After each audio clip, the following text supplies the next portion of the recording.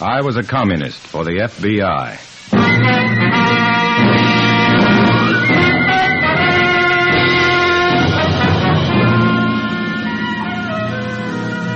Starring Dana Andrews in an exciting tale of danger and I was a communist for the FBI.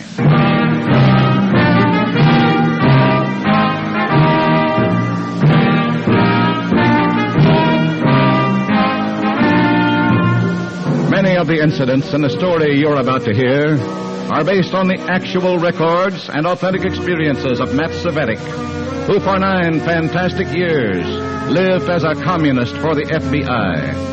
Here is our star, Dana Andrews, as Matt Cvetic. To use a simile, communism is like a time bomb, innocent enough on the surface, just a box. It isn't until you get inside that you find the dynamite intended to blow you apart. I know because for 9 years I was inside the party. I met the red dynamite on its own terms, and one thing I found out while working as an undercover man, you, mister, yes, and you too, lady, you're target for that red the explosion that was my job to help prevent. In a moment, listen to Dana Andrews as Matt Cvetic, undercover man.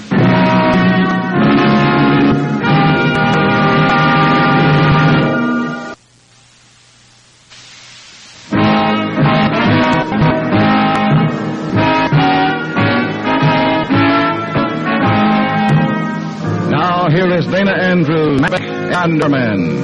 Story from Confidential Files marked The Dangerous Dollars.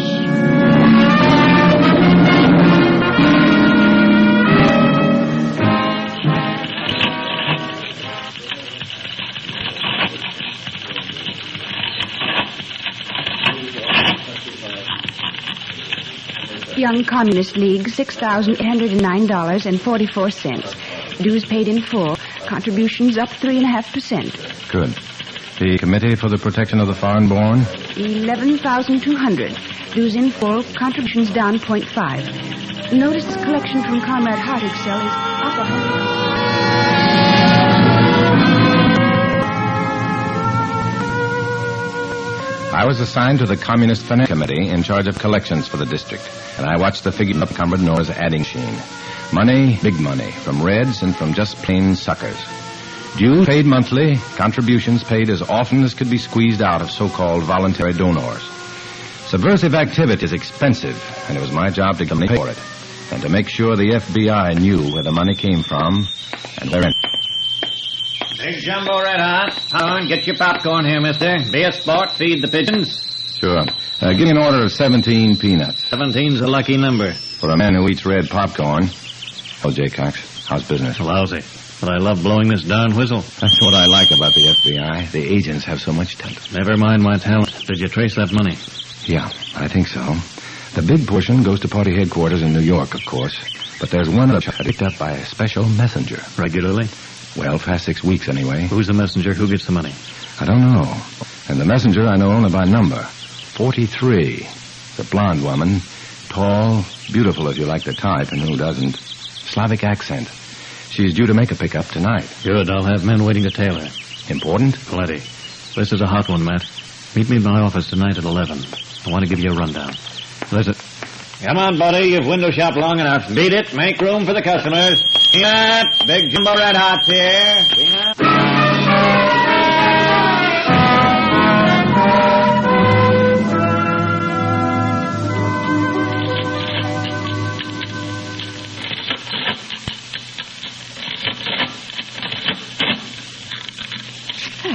It. Here, comrade.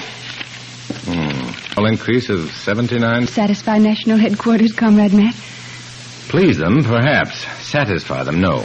Okay, Comrade Nora. I think we've done enough for tonight. Let's wrap it up and... Oh, Comrade Matt, it's her, 43. Well, good evening, comrade. Good evening. Your package is there on the desk. 18,000. And $10. Count it. I'm sure it's right. Your figures are always right, a sign of your intelligence. Oh, bully for me. You're a very interesting man, Comrade Cvetic. Someday we may be able to meet on more social terms and discuss your intriguing nature. Good night, comrade. Good night. Comrade, did you see that coat? Mink. And that dress, why, it was outrageously bourgeois. Oh, she should be investigated. I don't trust that one. You forget she's on special assignment. Undoubtedly, her clothing is a requirement. Well, it's time for us to close up. Will you walk me home, Matt? Comrade Matt?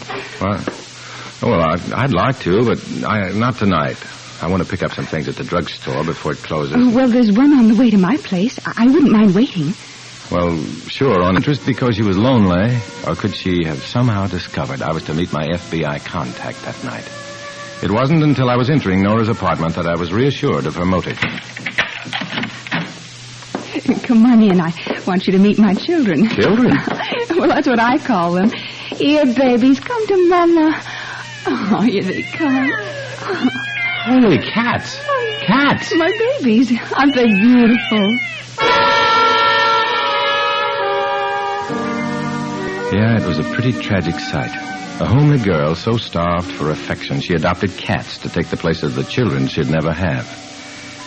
As soon as I could, I ducked out, and after a complicated series of turns and doubling back and forth to throw off any possible tail, I went to the Federal Building and up the rear way to the office of my FBI contact, Frank Jaycox.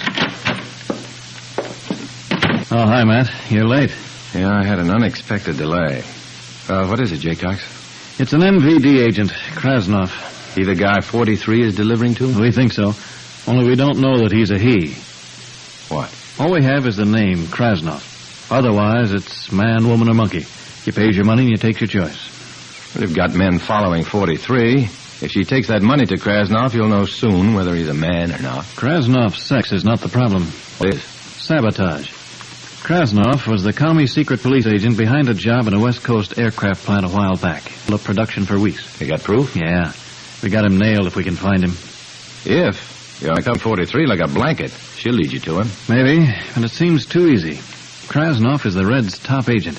Word we've gotten is that Krasnov plans to import a small but highly trained group. Specialists in arson, demolition, and murder. Whew. Yeah. It's the kind of organization we can't afford to let get started. And that's the why of it, Matt. Krasnov and that money have got to be stopped.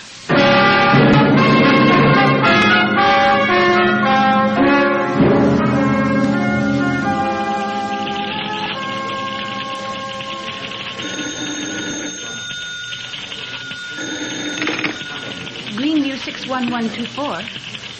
Who's calling? Just a moment. Comrade Matt, it's a Mr. Jorgensen for you. I'll take it here.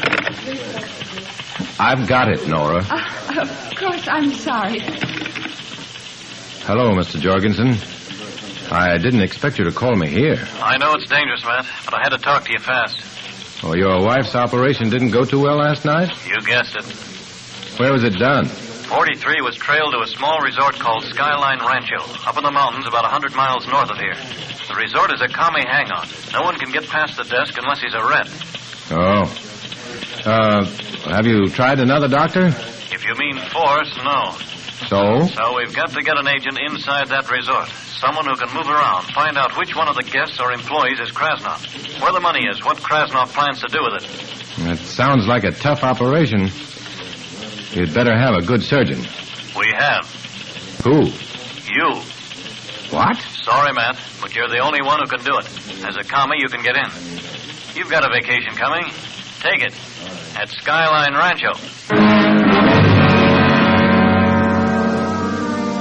Well, there it was, right in my lap. It was that kind of assignment, so the first thing I did was to make sure my life insurance policies were paid up. The next thing was to get off from work without arousing suspicion. Comrade Nora, my assistant, made it easy. Comrade Matt, here the doctor's... Matt, what's the matter? You look ill. Oh, I guess I'm just tired out. Oh, what a headache I got. You should take a rest. Oh, I can handle things for a few days without any problem at all. Do you think you could? You wouldn't mind? Oh, certainly not. You know I'd do anything for you. Yeah. I wonder where I could go. Oh, goodness, there's plenty of places to go, Comrade Matt. There's Chateau Regal, Victor's Ski Lodge, Skyline Rancho, or... The Skyline Rancho. Well, that sounds like it might be nice. Oh. All right, comrade, you've made up my mind. I'll go.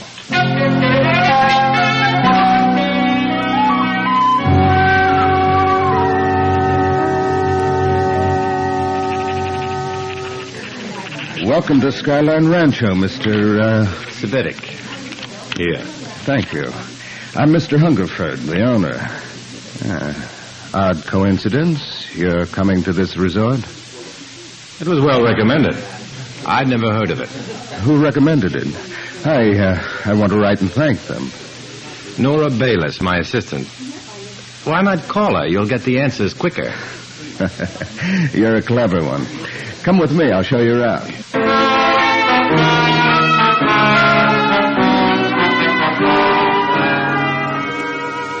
Skyline Rancho turned out to be a small group of and a main flat, heavily wooded mesa. After seeing my bag stowed in bungalow number 8, I let the suave Hungerford take me to the main lodge to meet the other guests. Ah, Hungerford, there you are. Let's go outside. Coma Benices is clear tonight, and Vega is unusually bright. Later, Charlie. Matt Cvetic, Charlie Grace are about the things in our heavens. It's just disgraceful.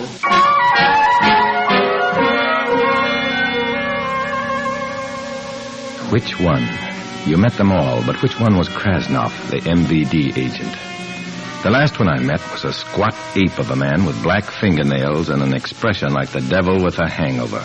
This is Mr. Kane, Matt Cvetic. Hi. Hi. Been here long? Nah.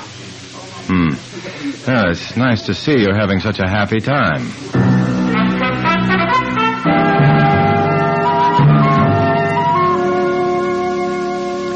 Later that night, I decided to make my own private survey of the resort. I found nothing interesting around the bungalows, and the stables contained nothing but horses.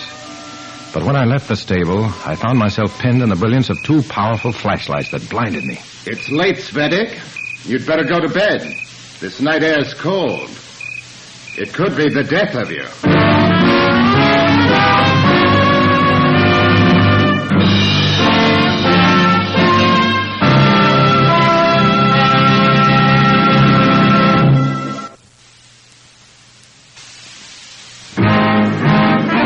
Back to Dana Andrews, starring as Matt Cvetic in I Was a Communist for the FBI, and the second act of our story.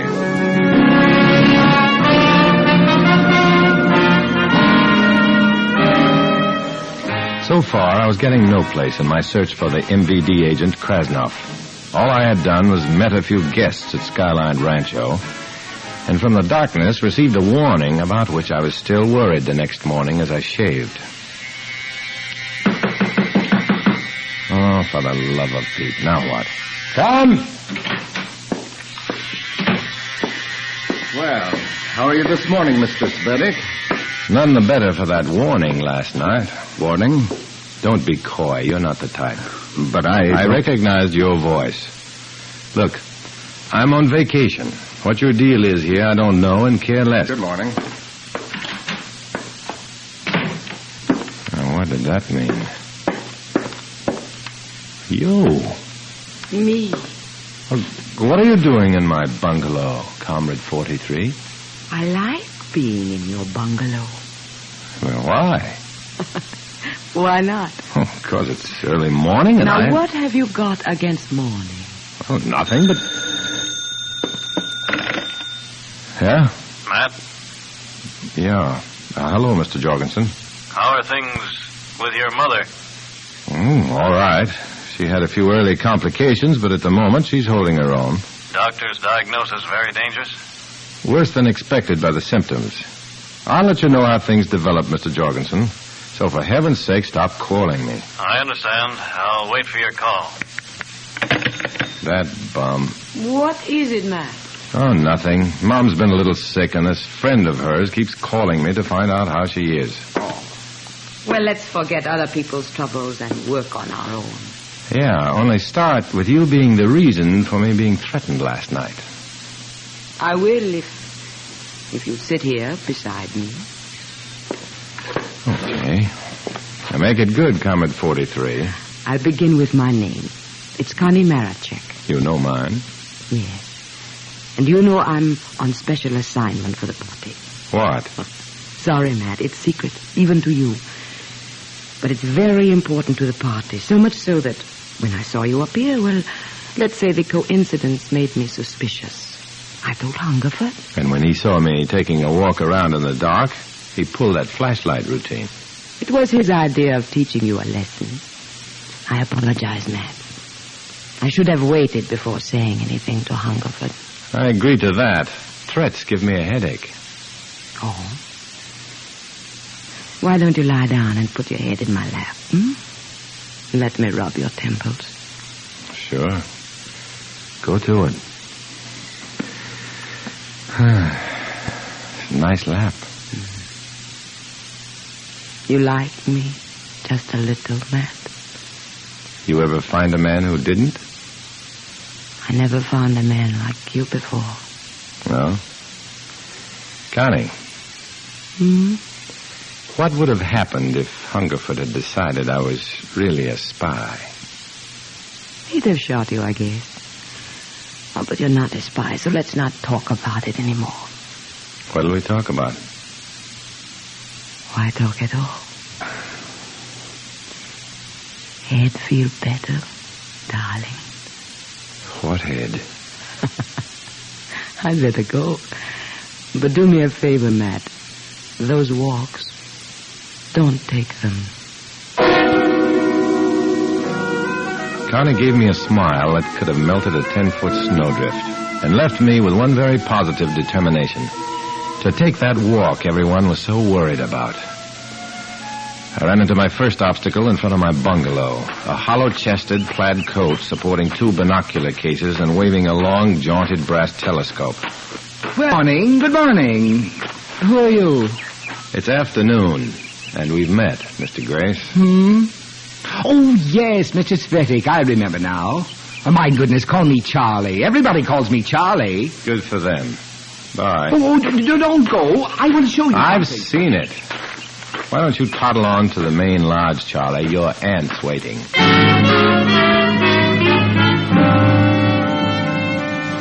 Charlie Grace gone, I headed in the opposite direction, past the stables, searching for whatever it was I wasn't supposed to see. My first success was a faint path leading into the trees, a footpath. 2 miles through the trees, I found Krasnoff's secret, a tiny airstrip and camouflaged hangar.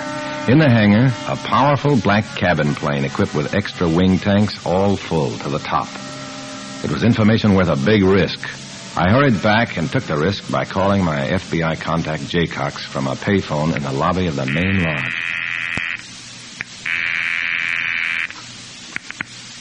Jorgensen speaking. Jay, this is Matt. I'm sorry, but this is hot, and I can't double-talk it. Go. Krasnoff's got a plane stashed out on an airstrip back in the trees. A cabin plane. No NC number. Painted black. Extra tanks, all full. A guy staying here named Kane. His nails are full of black grease. I figure he... Krasnoff? I haven't spotted him yet, but I'm playing footsies with his messenger, 43. Her name's Connie Marachek. Marachek, got it. You'd better get Krasnoff fast. Black plane, night flight, wing tanks. Long flight, probably to Canada or Mexico. Yeah. Hate to ask you to do this, Matt, but you'd better jimmy that plane first thing. Do what? You have to. We can't let them escape now. You know anything about planes? They got wings and they fly. In that case, open the engine cover, reach in and grab something. Yeah, then what? Pull. If it comes loose, you're right.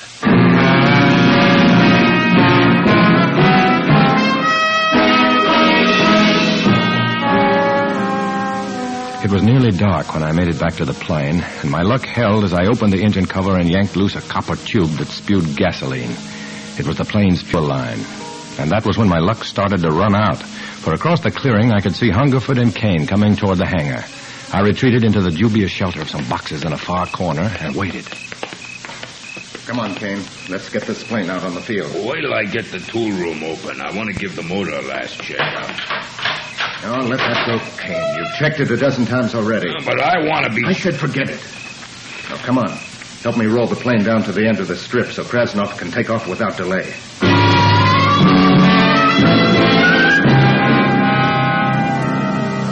I watched as the plane was pushed out and down the field several hundred yards. It was turned into the wind, ready to take off, so they thought. When the 2 men headed back to the hangar, I got an idea. I tied a long piece of wire to a heavy wrench on the table inside the windowless tool room. ran the loose wire out to my hiding place among the boxes. When Hungerford and Kane entered the hangar, I yanked the wire so it pulled the wrench off the table in the tool room.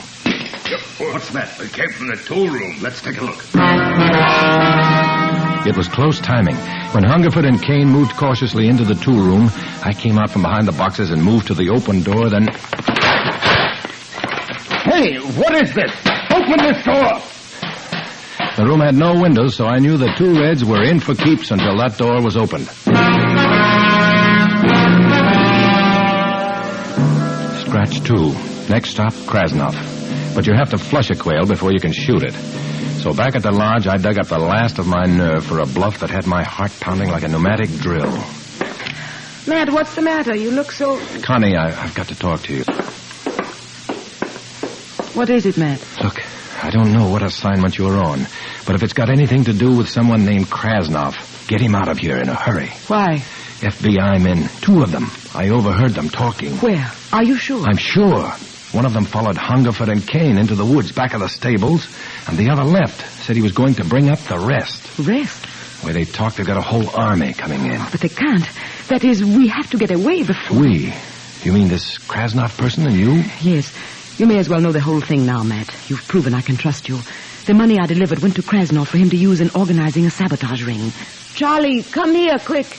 Of course, my dear, but do be quick. I want to plot the position of Sagittarius. You can drop the act. Matt, this is Major Krasnov of the secret police. Tell him what you told me. When Connie spoke, Charlie Grace changed, and suddenly the harmless stargazer didn't seem quite so harmless. After I told my story, the MVD agent went into action, racing to his bungalow and picking up a valise. Then, with Connie in tow, he vanished down the path to the airfield. I waited near the stables, and in 16 minutes by my watch, they were back, running. Matt, the plane won't work. The FBI man broke the fuel line. We'll have to use a car. No, you... Huh? I mean, that is, the FBI will be watching the road. Yes, very probable. We'll have to get out of here before they move in. Wait a minute. I've got it. Take horses. You can shortcut down the mountain to Asheville and catch the train there for the city. Of course. They won't be expecting us to use horses. True. And we can charter a plane in the city. Thanks, Comrade Cvetic. You've been a great help. It was my pleasure, Major Krasnov. Believe me.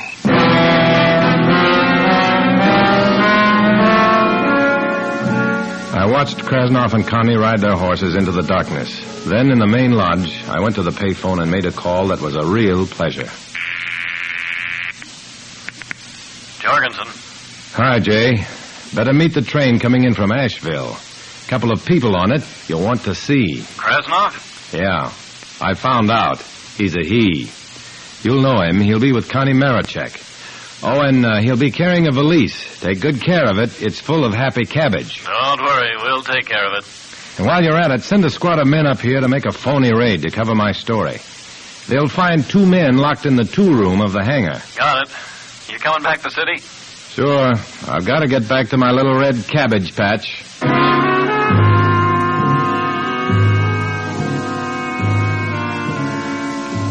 There it was, another fragment of the story.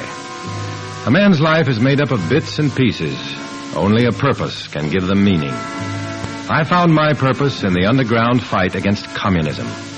It was no fun, but don't mistake me. It was worth it to know I was helping in the struggle to keep freedom alive.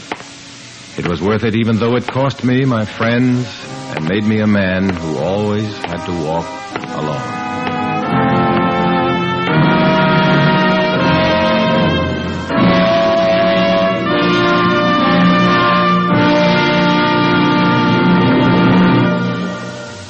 Our star, Dana Andrews, will return in just a moment.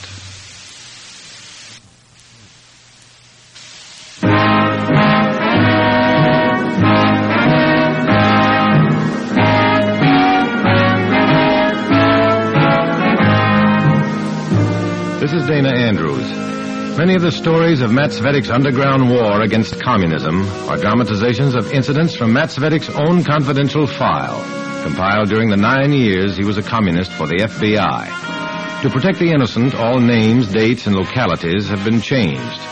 Next week, we'll bring you another exciting adventure of Matt Cvetic. We hope you'll join us.